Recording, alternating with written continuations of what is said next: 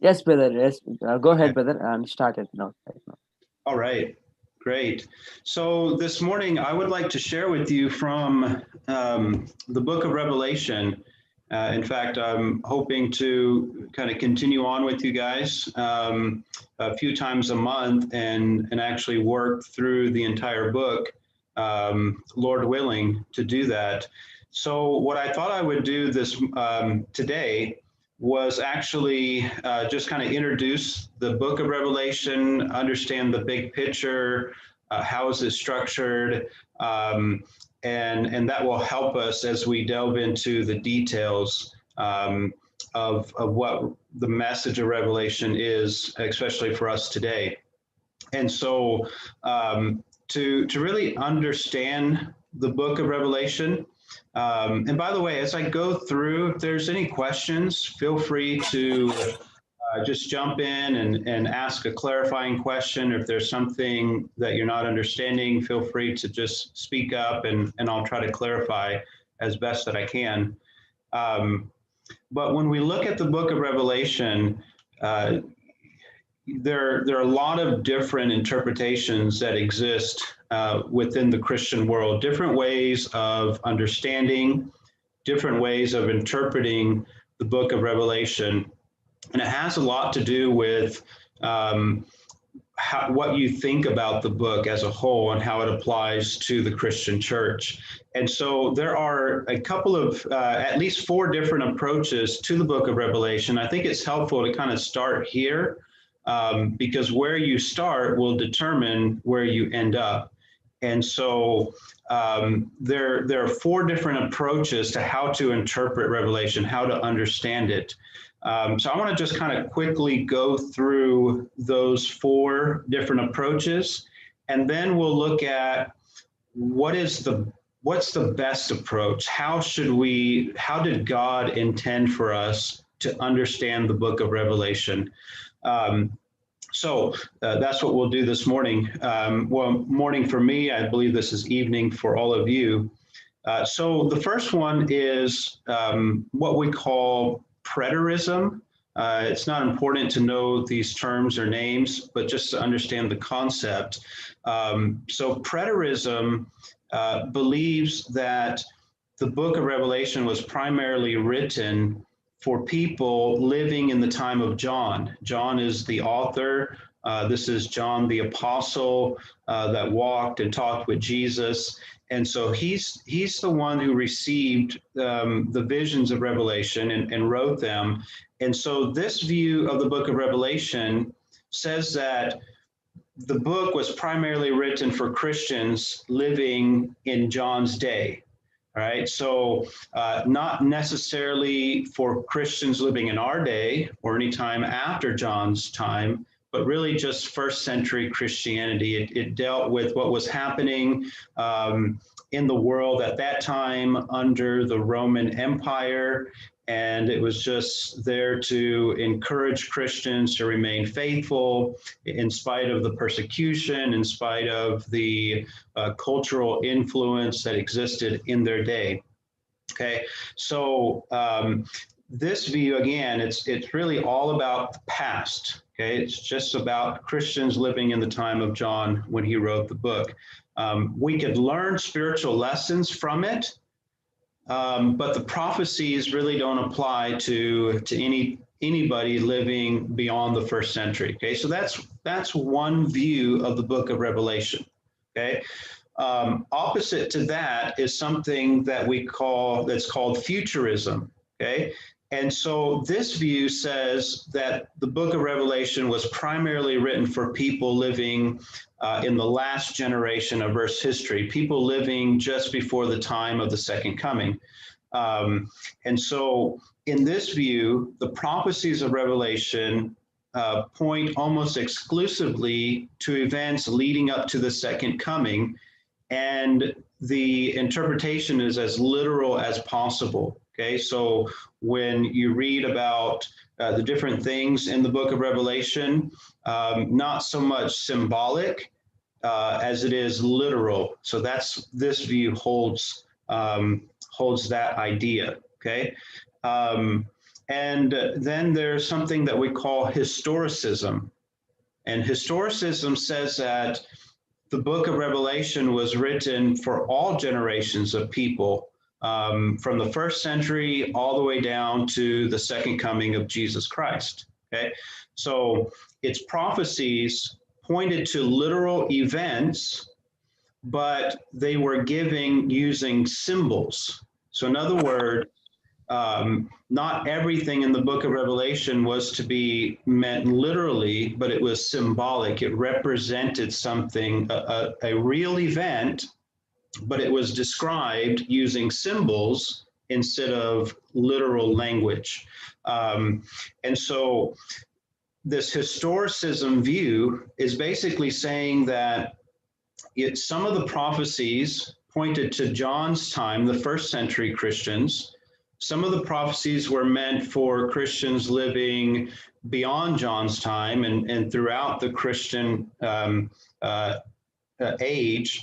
And then some of the prophecies yet are still future. They still haven't taken place yet.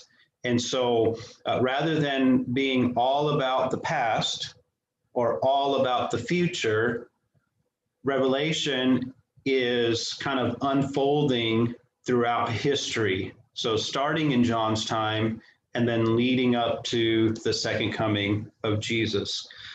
This was the view that was held by like the reformers during the Protestant Reformation. Almost every single one of the reformers held this view of historicism. And then you have a fourth way of understanding or interpreting Revelation, and that's called idealism, right? So idealism basically said that the book of Revelation has relevancy for all Christians at all times.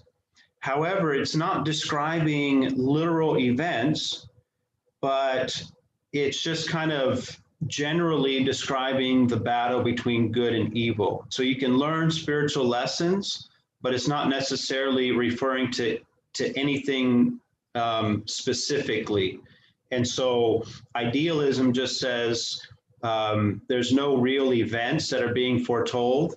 There's no real life situations that are being described, but it's just like a book of allegories that you can learn spiritual lessons from. So those are the four major approaches to understanding the book of Revelation. So preterism is everything is in the past.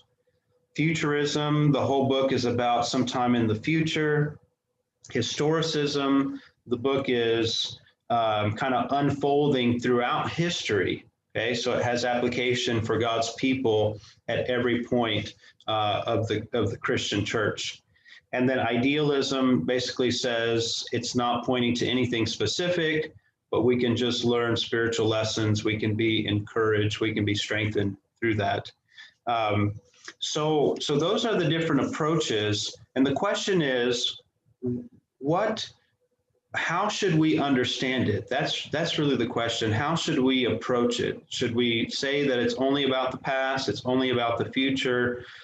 Which is the best approach? And so I think that, based on a careful study of the book of Revelation and a careful study of the Bible as a whole, historicism, which was the approach that the Protestant reformers took, is probably really the best approach to understanding the book of Revelation. It's kind of hard to think that Jesus inspired a book, okay, about himself, and it only applied to one generation of his people, either the first generation of the church or the last generation. And so that just doesn't sound like God's character. When, God he wants, especially in his word as a whole, it has relevancy for Christians at any point in history, right? It's not just written for the people of that time. And so it would be kind of hard to imagine that Jesus reveals a message about himself, but it doesn't apply to us today, or it didn't apply to people 100 years ago or 500 years ago or 1,000 years ago. And then the book itself states many times, like in chapter 1, verse 3, chapter 22, verse 7, and then verse 10, that it's a prophetic book, okay? And so in other words, its purpose is to reveal events that would take place in the future, okay? So some of those, if you read carefully through the book of Revelation, some of those things would take place in John's day. Some of them would take place after the first century. And some of them would obviously take place at the end of time. We know the second coming of Jesus Christ is still a future event. And that's one of the things, one of the main focuses of the book of Revelation is the second coming of Jesus.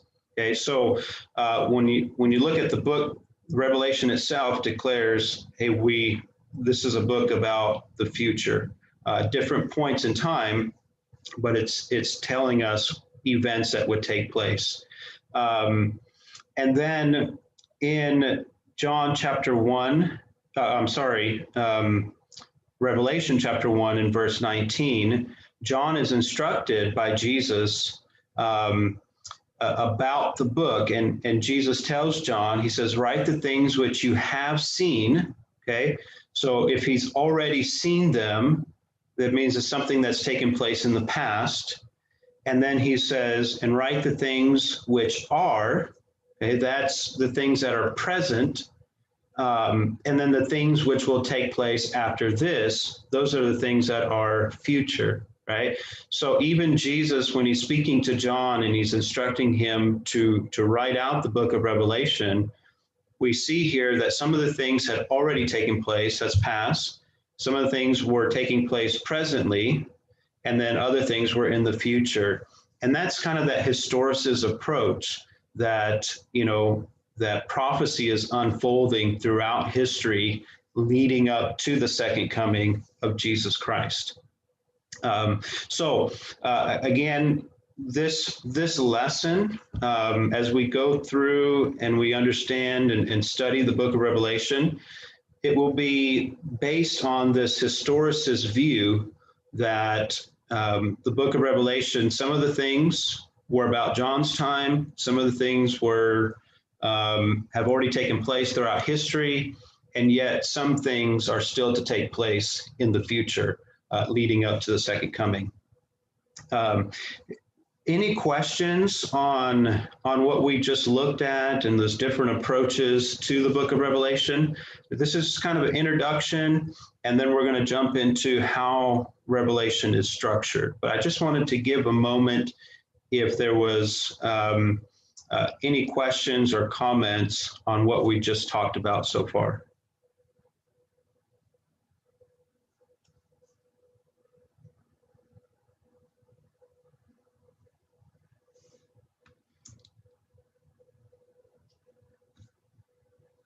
Okay, so if there aren't, then let's just continue.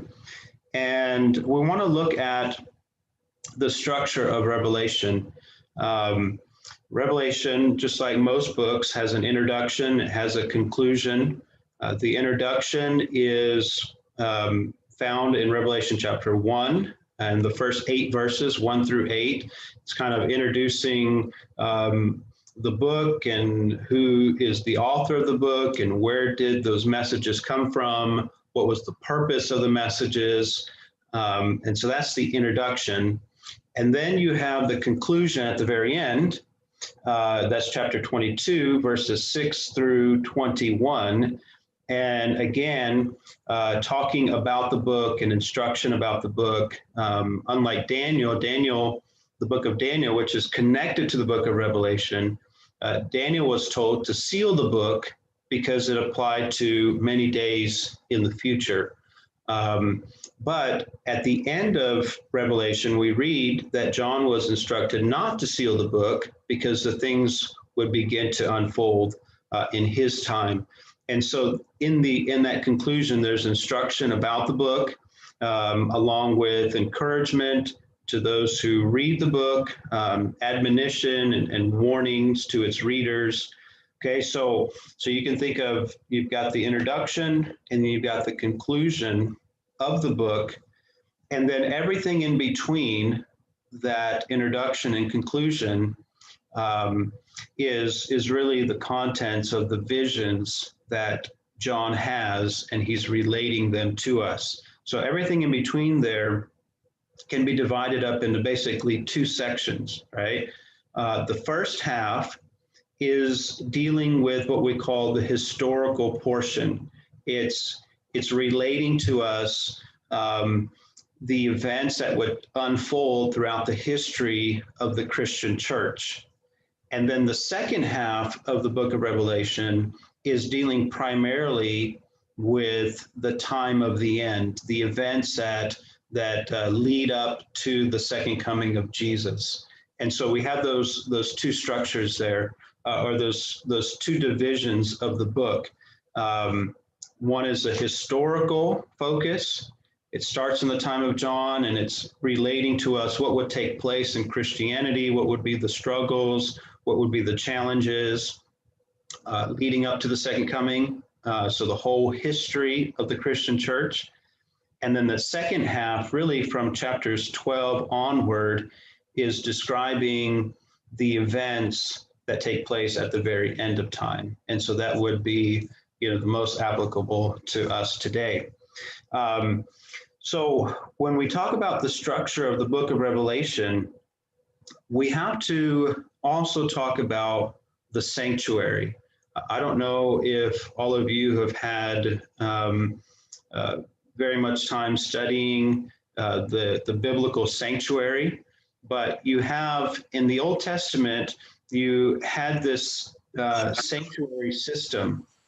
And so basically it was a living parable of the plan of salvation. Okay, so it represented the ministry of Jesus. Every time a lamb was sacrificed, it was representing Jesus, the Lamb of God who was sacrificed. And so that all those sacrifices in the Old Testament, they all happen in the context of the sanctuary. Okay. And so I just want to take a moment to review that sanctuary, because the book of Revelation is kind of structured, it's patterned based on the book of Revelation. It's patterned, it's structured based on the sanctuary. So in the sanctuary, you had two sections of the actual sanctuary. So it was divided into two compartments. The first one was called the holy place, and the second one was called the most holy place. Okay, so in the holy place, there was three pieces of furniture, three things that ministry would take place surrounding. You had this table of showbread, which is basically a table, and there was always 12 loaves of fresh bread that was placed on it. And then opposite that, you had a candlestick. It had 7 branches, and it would provide light in the sanctuary. And then over close to the door leading to the most holy place, you had something called the altar of incense. And incense would be burned there, and the smell would rise up over the curtain separating the two sections, and then go into the most holy place. And then when you got to the most holy place, that was the second apartment of the sanctuary, you had what was called the Ark of the Covenant. And that's where God's presence literally dwelt. In the Old Testament, it was called the Shekinah glory of God. And the Ark of the Covenant basically was like a box, and the lid of it was called the mercy seat. And then on either end of the mercy seat, you had these two angels, these cherubim, and their wings were spread out. They were made of gold, and their wings were spread out, and they would look down and kind of cover where God would dwell, and that's where his presence would literally dwell, and they could see the glory and the light shining from God's presence right there. And so that's just a quick description of that Old Testament sanctuary. Now that's important because when you get to the New Testament, even though that earthly sanctuary is destroyed, when you get to the New Testament, what you discover is that Old Testament sanctuary was actually just a replica. It was a picture of the real sanctuary that is in heaven. And I want to read to you from the book of Hebrews chapter 8 and verse 1. Okay, so you have in the Old Testament, you had the sanctuary with the two apartments, the holy place, the most holy place, and then you had the priesthood. But the person over the priesthood was the high priest, and he was the only one that could go into the most holy place, and that could only happen one time a year on the Day of Atonement. And so all of that high priest represented Jesus. It was a symbol of what Jesus would be to us. He is our high priest. He is the one who ministers to us on behalf of the Father. And then that sanctuary was a picture of the heavenly sanctuary where Jesus, our high priest, ministers for us. So with that being said, let me read Hebrews chapter 8 and verse 1. And I'm reading, by the way, from the New King James translation of the Bible. And it says, "Now this is the main point of the things we are saying. We have such a high priest who is seated at the right hand of the throne of the majesty in the heavens." Okay, now the author here is referring to Jesus. Then in verse 2, he says, "A minister of the sanctuary and of the true tabernacle, which the Lord erected, and not man." Okay, so in this text, we clearly see here that just like on earth, there was a high priest. So in heaven, we have a high priest, and that's Jesus Christ. Okay, he is our true high priest. And just like on earth, there was a sanctuary, so in heaven, there's also a sanctuary. Okay, and just like the high priest on earth ministered in the sanctuary, so Jesus, our heavenly high priest, ministers in the heavenly sanctuary. Okay, now why is all this important? It's important because John's visions in the book of Revelation, they're taking place in heaven, right? And so he's seeing these scenes from heaven all throughout the book of Revelation. And so what we understand as we read the book of Hebrews is that heaven, and particularly the sanctuary in heaven, its structure is similar to that of the earthly sanctuary. In fact, that's what Hebrews chapter 8 and verse 5 tell us. It's talking about the priest who ministered in the earthly sanctuary. And verse 5 says, "They serve the copy and shadow of the heavenly things, as Moses was divinely instructed when he was about to make the tabernacle. For he said, 'See that you make all things according to the pattern shown you on the mountain.'" Okay, so again, Hebrews chapter 8, verse 5 says that the earthly sanctuary was made according to the pattern of the heavenly sanctuary. Okay, so in heaven, there's a sanctuary where God dwells, and it also has two apartments, just like the earthly sanctuary had. And so when John is seeing these things take place in heaven, when he's having these visions, they're taking place in that heavenly sanctuary.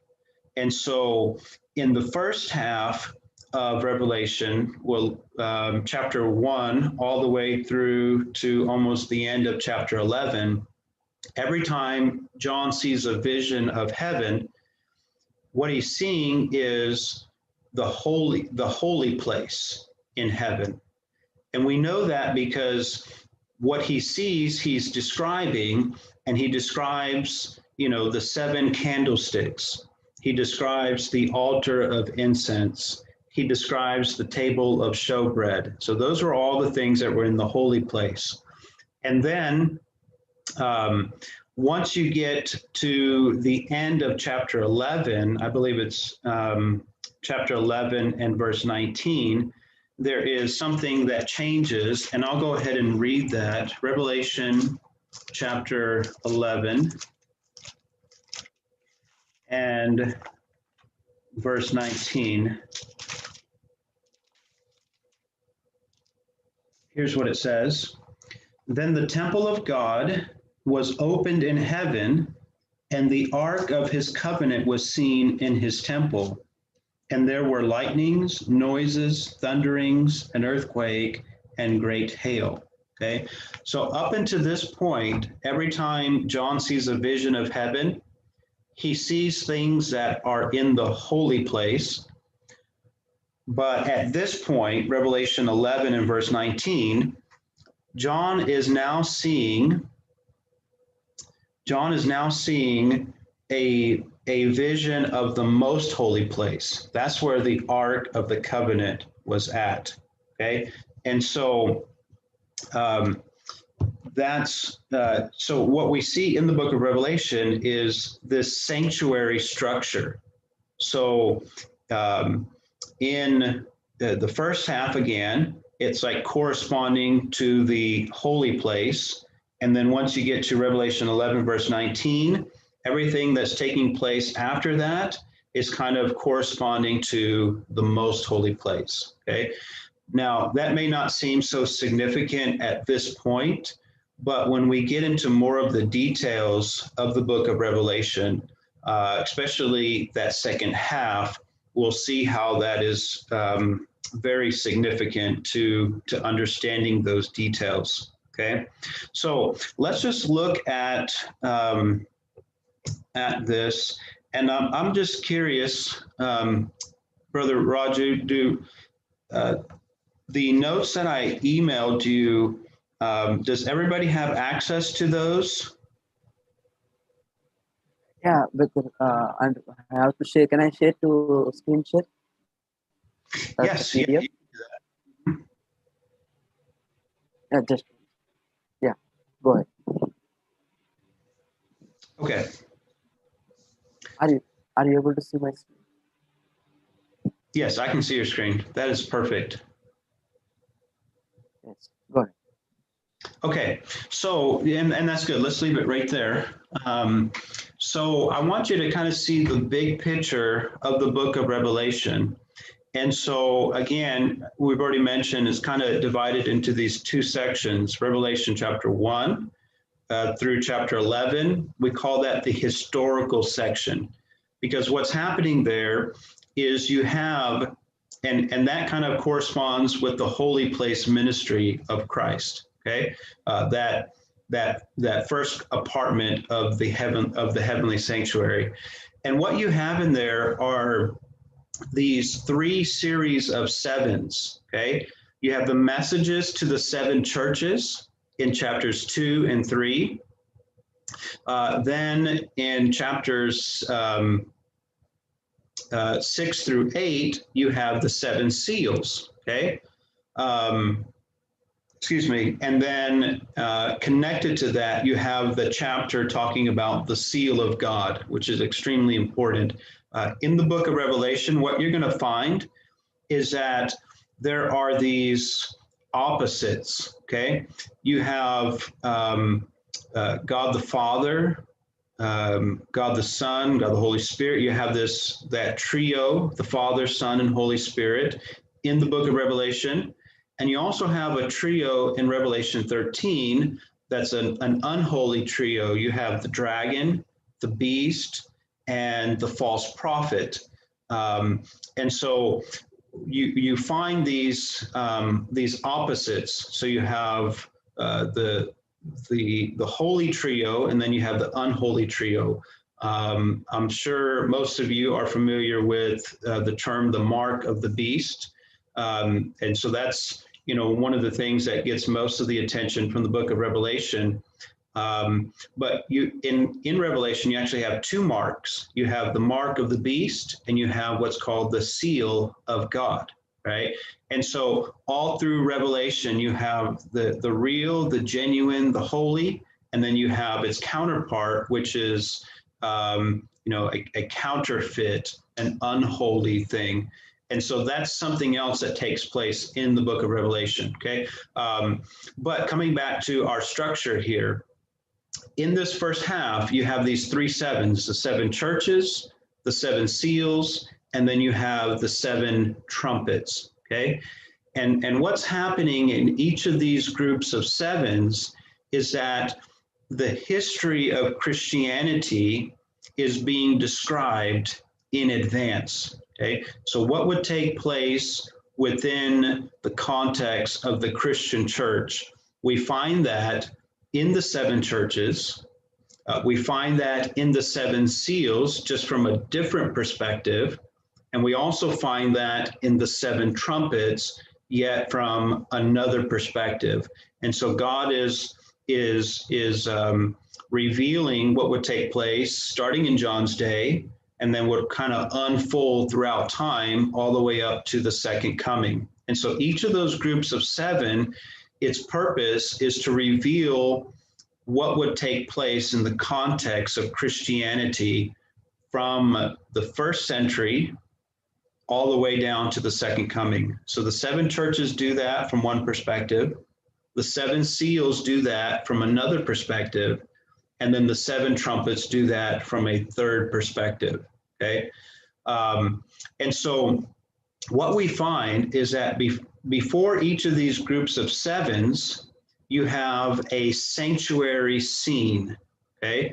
And so you can see here, before the 7 churches, you have the very first sanctuary scene. It's chapter 1, verses 9 through 20. And what's being described there, we know that that lines up with the holy place of the heavenly sanctuary, because what we see there are the articles of furniture that that we find in the holy place, okay? And then before the 7 seals, you have the second sanctuary scene, and you find that it's actually all of chapter 4 and all of chapter 5. And we will look at that in more detail as we get to it. But what you find there again are descriptions of the things that were in the holy place rather than the most holy place. And then before the 7 trumpets, you have a third sanctuary scene. And again, what's being described there, let us know that that's happening in the context of the holy place. Okay, and so this is why we took the time to kind of review that sanctuary, that earthly sanctuary, again, because it's a model, it's a picture of the heavenly sanctuary, and the whole book of Revelation is taking place in the context of that heavenly sanctuary. Okay, and so again, the first group is the 7 churches. It's pretty straightforward, chapters 2 and chapter 3. Then you have that next sanctuary scene in chapters 4 and 5.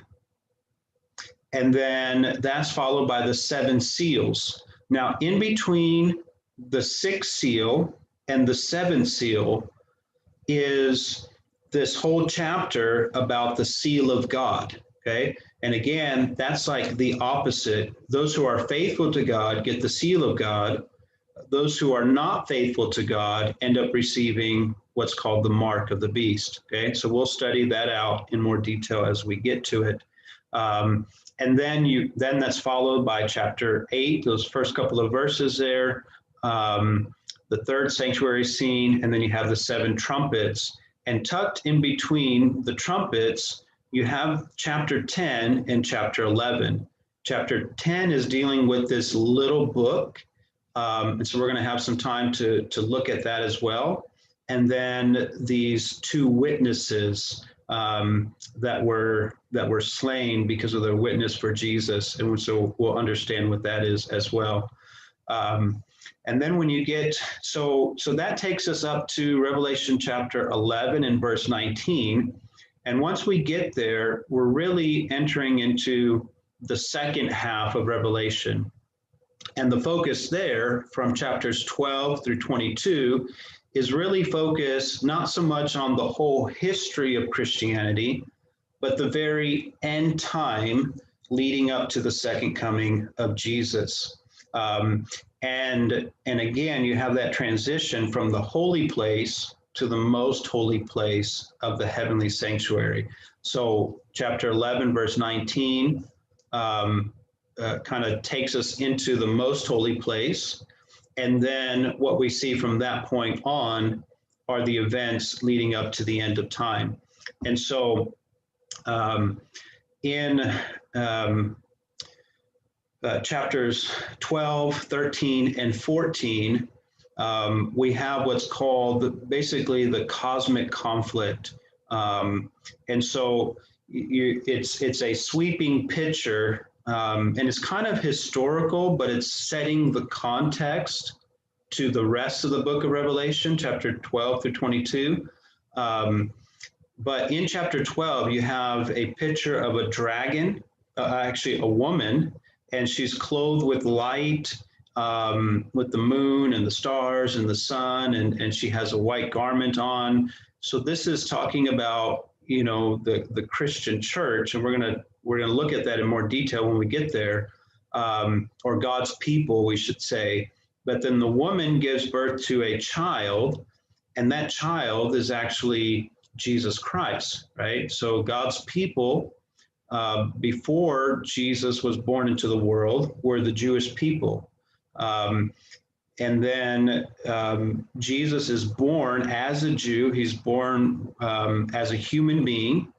And what we see there is there's also a dragon, and that dragon tries to destroy, he tries to kill the child that was just born. And we read about that in the Gospels, Matthew, Mark, Luke, and John. But the child is protected. He ends up going to heaven. And we know that Jesus, after he died, after he was resurrected, sometime later, he ascended back to heaven. We can read that in Acts chapter 1 and many places. And so what happened is, now that the dragon was unsuccessful at destroying the child, he turned his attention back to the woman representing the followers of Jesus. And so he persecutes God's people. And those details are really what's being unfolded in the 7 churches, the 7 seals, the 7 trumpets.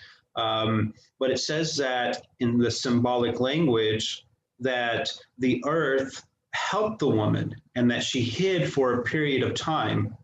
And then eventually, she emerges from the wilderness, and that really takes us to the time of the end. And so, that's what's taking place in chapter 12, and it kind of sets up this end time context. And then in chapter 13, again, that's where you have that unholy trio, where you have the dragon, the beast from the sea, the beast from the land, and how they are trying to deceive the whole world at the end of time. But then that's followed by chapter 14, which is a picture of God's faithful people, okay? The ones who aren't deceived by that unholy trio in Revelation 13. So it's God's end time people, what their characteristics will look like. It's extremely important to understand that, because those are the characteristics we need to make it through the events that unfold at the time of the end and in leading up to the second coming of Jesus. It also contains God's end time message to prepare the world to be ready for the second coming of Jesus and not be deceived by the dragon or by the beast from the sea or the beast from the land. And so after that, when you get into chapter 15, you have this fifth sanctuary scene take place, and that is kind of introducing the concept of God's wrath, okay? And so God is going to pour out his wrath upon the earth. Revelation 16 are the 7 last plagues, and their purpose is really to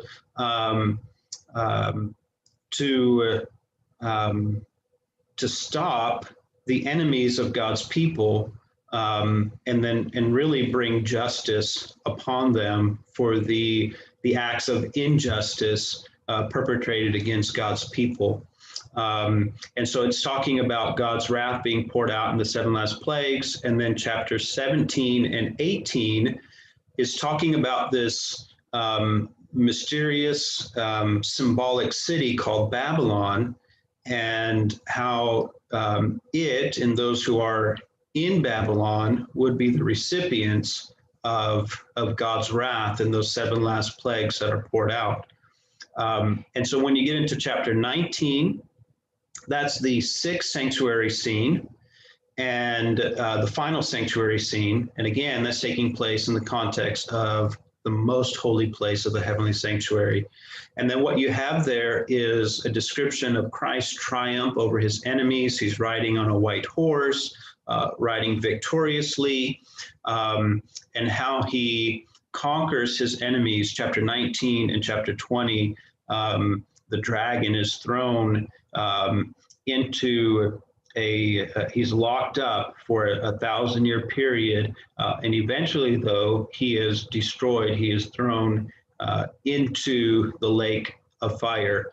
And then the book ends with not just the destruction of God's enemies, but with the reward of the righteous. And so chapter 21 and chapter 22 describes what God has in store for those who remain faithful to him, in spite of everything that's happening in the end time there. Okay, so I know we just went through quite a bit, and it may not make a whole lot of sense. I may have mentioned some things that you're like, well, I don't understand what that is. We will be able to go through it, carefully and at a pace where we can all understand, and we'll fill in those details. But what I wanted you to see today was kind of the overview of the book of Revelation, the big picture, kind of what was happening and how it was structured. And then as we progress, we'll be able to look at the details more carefully, and then, understand what they mean. Again, the book of Revelation is some of it is literal, but most of it is symbolic. Okay, so it's describing literal events that would take place, but it's using symbols to describe it. And so what we have to do is interpret those symbols. And so when we get into our next lesson in chapter 1, we'll talk about how we do that. And there's some instruction right there in chapter 1 to help us do that correctly and to really understand God's message for us in this book. Okay. So that's pretty much what I had on my agenda to share with all of you today. Do we have, are there any questions, anything that I can clarify? And like I said, next time we'll jump right into chapter 1 and begin going through verse by verse and understanding the message for us. Yes. But any questions in the meantime? Can you please explain as to begin, Pastor.Rodney? Explain what now? Spiritism. Before Preterism. Yes. futurism. Yes, yes. Okay, yes. So preterism is one of the approaches that people take to understanding the book of Revelation. And basically, it's the belief that Revelation was written primarily for people living in the first century, that people were living in John's time. And so the prophecies that are there, the things, the events that are talked about, they all happen in John's time. And so the prophecies of Revelation weren't pointing to things that happened, in 500 AD or 1000 AD or the 1500s or even our time today or the last days. They were pretty much all just about what was happening in first century Christianity under the Roman Empire. And so things like the dragon and the beast and Babylon, people who see the book of Revelation like this preterism approach, basically say that all of those things are talking about the first century Roman Empire. And it wasn't talking about events in the future, especially not at the end of time. And so that's the view of preterism. And again, if you just put it into a nutshell, it's this idea that all the prophecies are about the past, okay? And so it's really only applicable to the Christians living in the first century. And the reason that that I wouldn't recommend this approach is because it's like saying the whole book has no relevancy for the rest of Christianity, after the first century. And that's kind of hard to think that God would have a book, that doesn't apply to us today. Yes. Yeah. And the details don't match up. When you start looking at the details, you see that it's not just about the first century. It really unfolds throughout history. Yes. Yeah, it's very.